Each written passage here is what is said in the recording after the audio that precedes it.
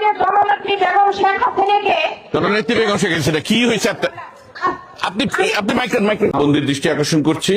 আপনারা যদি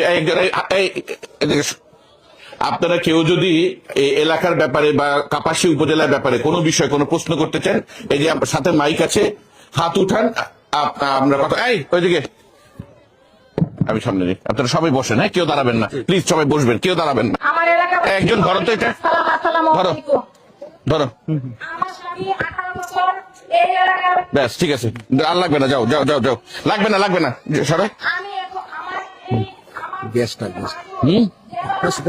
আচ্ছা কাপাসিয়া থানার এই 6 ওয়ার্ডের একজন বিএনপি প্রতিষ্ঠাতা।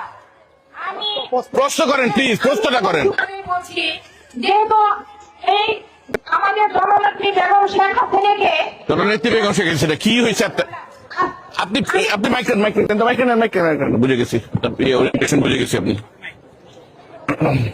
বন্ধ করেন। সরি